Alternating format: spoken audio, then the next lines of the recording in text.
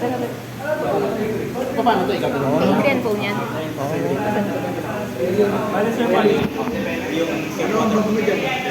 Di ba makagroup na 8 to?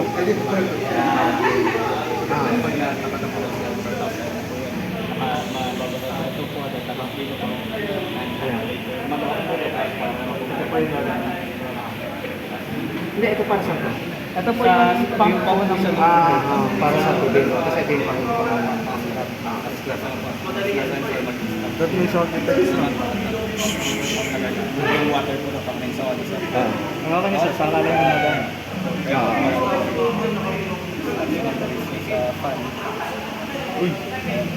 Bali, titigil naman po ito. Ito naman po yung ano.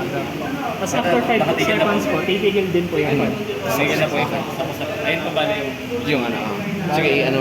Yung general block diagram namin sir, yung input mo namin is power supply po ng 12 volts. Kaya nakasaksak.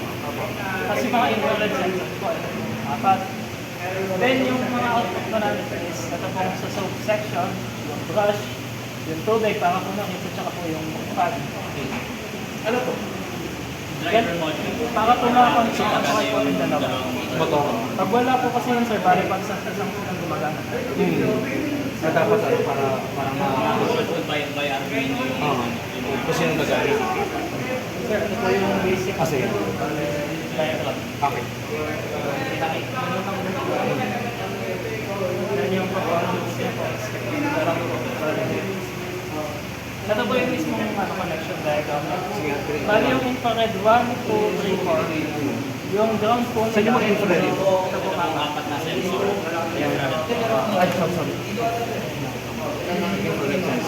Bali yung ground po ng apat na yan at saka po yung mga voltage po nila, parallel po silang lahat dito sa breadboard. Gamit ng breadboard po.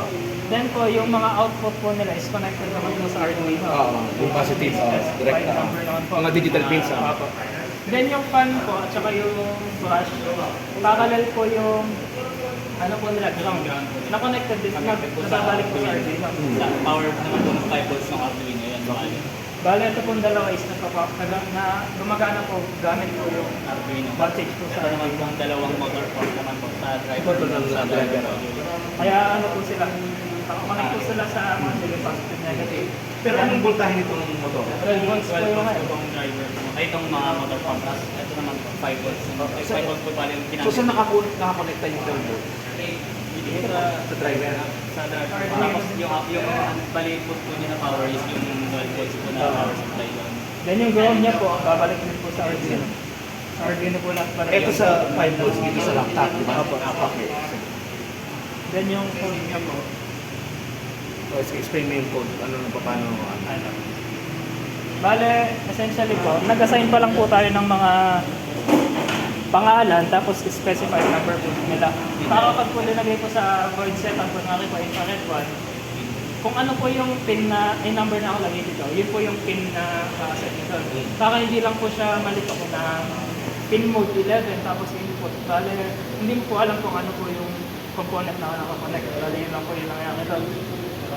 Then sa void loop, yung nangyayari po dito, if IR1 is high, gagana po yung pump. So, kaya po kapag po na-detect po ito, gumagana po ito.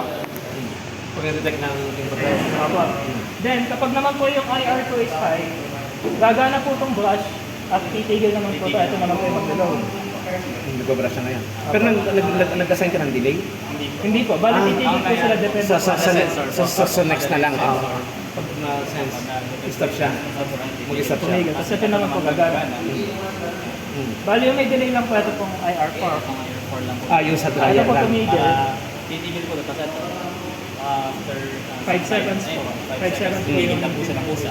Hindi po Kasi siya das na station na po yun. Ilagay mo rin sa PowerPoint to, ha? Nakalagay po I-capture ito. mo. Mas madali lang po kasi yung Pero i-ano mo, i-send mo rin sa akin itong code na ito, ha? Para ma-assign din ko rin. So, paano po ito sir? Hindi, yung sa file lang. Sa file lang ng Arduino. Di ba may file yun na? Text file. M-file tapos ano. Ha? Okay na yan? Okay na po. Sige. Very good. Excellent. Paano ko po ito sir? Hi ka, sir. Ha? Hi. Congrats. Ha? Sa electives po ba isa dyan sa Oo. GC? Kahit sa personal ko lang na ano. Saan yung mga upload mo? Kami lang po. Kayong dalawa lang? Hindi, kami lang po yung nandito. Ay, hindi, okay. Papicture lang tayo. Kasama yung